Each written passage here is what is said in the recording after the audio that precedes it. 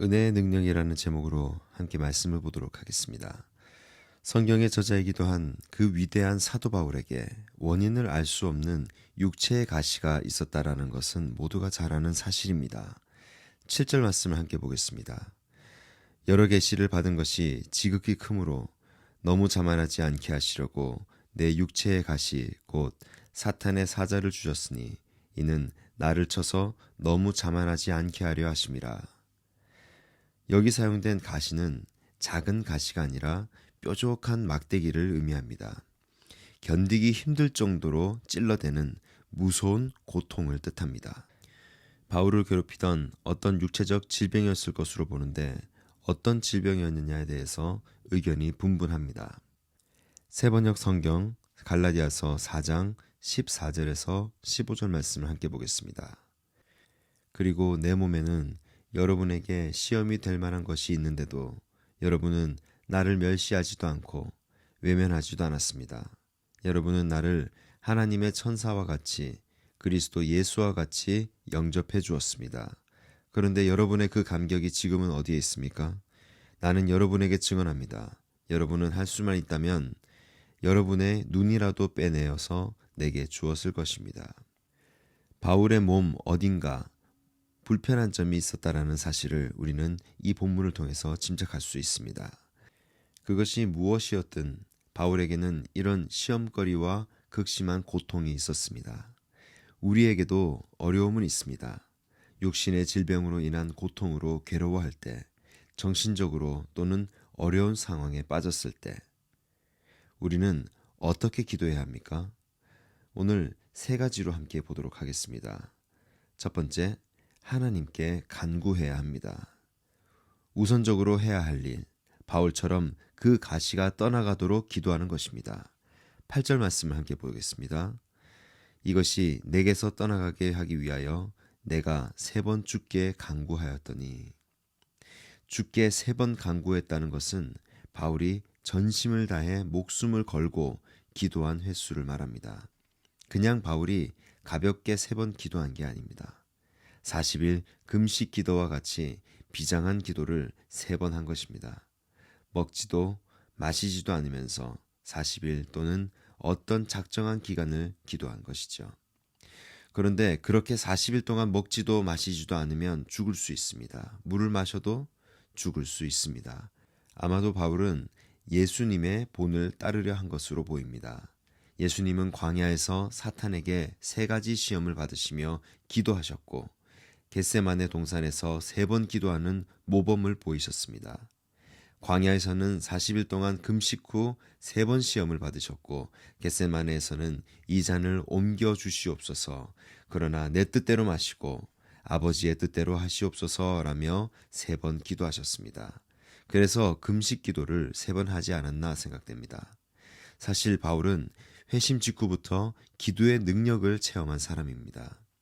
다메섹에서 예수님을 만난 후 그는 눈이 실명 상태가 되었습니다. 사도행전 9장 8절에서 9절 말씀입니다. 사울이 땅에서 일어나 눈은 떴으나 아무것도 보지 못하고 사람의 손에 끌려 다메섹으로 들어가서 사흘 동안 보지 못하고 먹지도 마시지도 아니하니라. 그래서 하나님은 준비된 종 아나니아를 바울에게 보내시고 그를 위해 안수하게 하십니다. 사실 눈이 안 보이니 얼마나 충격이었겠습니까? 그런데 바울은 아나니아를 통해 주님의 역사하심으로 인해 그분의 능력으로 눈을 다시 뜨게 된 것을 확실하게 체험했습니다. 이것은 그가 처음으로 경험한 치유의 기적이었습니다. 그 후 안디옥 교회에서 선교사로 파송받은 사도 바울은 그 자신이 기적의 도구가 되어 수많은 사람들을 치유하는 일에 쓰임을 받았습니다. 우리는 사도행전에서 그런 장면들을 많이 보게 됩니다. 루스드라에서 날 때부터 걷지 못하는 장애인을 만날 때 그 장면을 한번 떠올려 보십시오. 그러니까 질병의 치유를 위해 기도하는 것, 육체의 가시가 떠나가도록 기도하는 것은 매우 성경적입니다. 병에 걸린 사람은 교회 지도자들에게 기도를 요청하는 것이 성경적입니다. 오히려 병에 걸렸는데도 스스로 기도하지 않거나 기도를 요청하지 않는 것은 비성경적인 것이죠. 요청도 해야 되고 책임을 맡은 사람은 그것을 비밀로 하되 간절히 기도해야 하는 것입니다.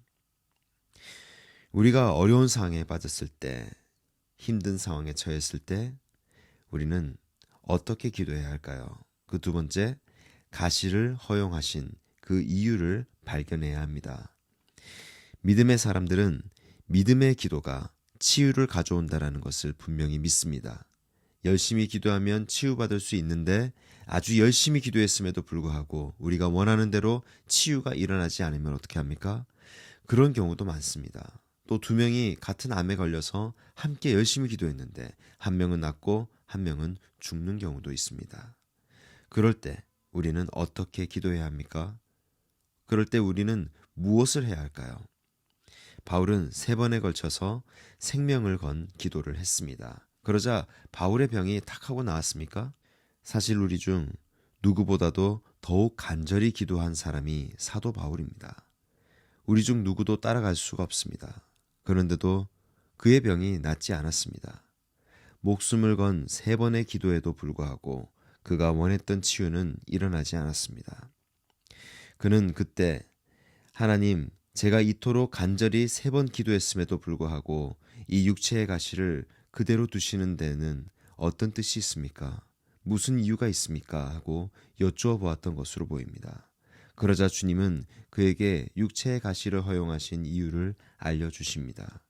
그것을 알게 된 바울이 뭐라고 고백합니까? 9절에서 10절 말씀을 함께 보겠습니다. 나에게 이르시기를 내 은혜가 내게 족하도다. 이는 내 능력이 약한 데서 온전하여 짐이라 하신지라. 그러므로 도리어 크게 기뻐함으로 나의 여러 약한 것들에 대하여 자랑하리니 이는 그리스도의 능력이 내게 머물게 하려 함이라. 그러므로 내가 그리스도를 위하여 약한 것들과 능력과 궁핍과 박해와 곤고를 기뻐하노니 이는 내가 약한 그때에 강함이라. 9절에서 내 능력이 약한 데서 온전하여짐이라는 말씀은 내 능력이 내가 약한 데서 온전해진다는 것입니다. 바울은 자신을 찌르는 육체의 가시의 고통 자체가 하나님께서 주신 것이라고 이해하지는 않았습니다. 하나님은 우리를 찔러서 고통스럽게 해놓고 막 좋아하는 그런 분이 아니십니다. 사실 그런 모든 것은 하나님이 아니라 사탄이 하는 일입니다. 그래서 바울이 육체의 가시를 다른 말로 사탄의 사자라고 한 것입니다. 그러니까 육체의 병이 있거나 어려움이 생기는 것은 하나님이 일부러 그러시는 것이 아니라 사탄이 주는 시험이라고 할 수 있습니다. 물론 사탄이 우리를 고통스럽게 하는 것을 하나님이 허용하신 것은 맞습니다. 그런데 왜 그렇게 하셨는지가 중요한 것이죠. 왜 그렇게 하셨습니까? 바울은 그 이유를 자기가 너무 자만하지 않게 하려 하십니다라고 말하고 있습니다. 하나님은 바울이 많은 은사와 재능과 건강을 가짐으로 하나님 없이도 살아갈 수 있는 것처럼 자기를 우상화하며 사는 것은 아주 위험하다라는 것. 그래서 육체의 가시를 지닌 채 겸손히 하나님을 의지하며 사는 것이 그에게 좋다는 것을 아셨습니다. 하나님께서 바울에게 육체의 가시를 허용하신 이유는 그를 겸손한 당신의 종이요 신실한 사도로 만들고자 하신 그분의 섭리였습니다. 그래도 조금 괜찮게 해주시겠지 왜 그러셨을까 하고 느낄 수는 있지만 하나님의 섭리는 우리의 생각을 뛰어넘습니다. 여러분, 우리도 마찬가지일 때가 있지 않습니까? 내가 기도했는데 그래도 떠나가지 않는 육체의 가시가 있어서 나를 괴롭히고 있습니다. 어떤 문제를 놓고 기도했는데 아직도 하나님이 들어주지 않아서 마음이 불편하고 괴로운 것이 있습니까? 정말 생명을 건 기도를 해보시기 바랍니다. 그랬는데도 그 육체의 가시가 떠나지 않고 계속 있다면 그때는 하나님께서 분명히 왜 그런지를 알려주실 것입니다. 그렇게 기도하는 사람에게는 그것을 허용하시는 뜻을 알게 해주십니다. 어려운 상황에 우리가 있을 때 우리는 어떻게 기도해야 할까요? 마지막으로 은혜의 능력을 간구해야 합니다. 그렇다면 아무리 기도해도 떠나지 않는 육체의 가시에 대한 주님의 뜻을 헤아리게 된 그 이후에는 무엇을 놓고 기도해야 하게 되겠습니까? 나를 괴롭히는 육체의 가시를 압도하는 주님의 은혜가 임하도록 그래서 그 가시가 있음에도 불구하고 그것이 없어지지 않았음에도 불구하고 우리가 주님께서 주신 사명을 능히 감당할 수 있도록 은혜의 능력을 구하라는 것입니다. 다시 말해 가시를 압도하는 은혜의 능력이 임하도록 우리가 기도해야 한다는 말입니다. 바울이 그랬습니다. 바울도 육체의 가시를 안고서 이런 위대한 사역을 한 사람입니다. 문제가 하나 없이 주님의 일을 아주 훌륭하게 감당했던 것이 절대 아닙니다. 우리보다 훨씬 더 어려운 문제가 있었는데도 그럼에도 불구하고 감당했습니다. 은혜의 능력을 받았기 때문입니다. 9절 말씀 세번역 성경입니다. 함께 보도록 하겠습니다. 그러나 주님께서는 내게 이렇게 말씀하셨습니다. 내 은혜가 내게 족하다. 내 능력은 약한 데서 완전하게 된다. 그러므로 그리스도의 능력이 내게 머무르게 하기 위하여 나는 더욱더 기쁜 마음으로 내 약점들을 자랑하려고 합니다. 바울은 육체의 가시로 인해 자신이 약해졌기 때문에 오히려 주님의 강한 능력을 더욱 의지하게 되었습니다. 그리고 그때마다 오히려 자신을 강하게 해주시는 주님의 은혜를 체험할 수 있었다는 것이죠. 그래서 마침내 그는 10절에서 내가 약한 그때의 강함이라 라고 선포하기에 이릅니다. 그러므로 나를 찌르는 가시의 고통이 아플수록 더 엎드려 주님의 은혜를 더 간절히 구해보시기 바랍니다. 가시를 압도하는 은혜의 능력이 내 삶에 부어지기를 기도하는 것입니다. 열심히 신앙생활을 하고 주님을 섬기는데도 일이 잘 안 풀리고 길이 막히면 보통 사람들은 하나님이 저주하셨다라고 하거나 저 사람은 뭔가 죄를 지었나 보다 뭔가 문제가 있다라고 합니다. 그러나 그것이 아니라는 것을 바울이 보여주고 있습니다. 문제가 있음에도 불구하고 얼마든지 하나님이 주신 사명을 감당할 수 있다라는 것을 바울이 성경 말씀을 통해서 보여줍니다. 어떻게? 은혜의 능력이 부어지기 때문입니다. 그렇게 간절히 기도하며 나아갈 때 내 문제가 해결이 안 되었더라도 은혜의 능력을 부어주셔서 그 능력이 육체의 가시를 압도하는 역사가 일어나게 되는 것입니다. 어려운 상황에 빠졌을 때 우리는 먼저 하나님께 간구해야 합니다. 그리고 우리에게 가시를 허용하신 그 이유를 발견해야 합니다. 마지막으로 은혜의 능력을 간절히 구해야 하는 것입니다.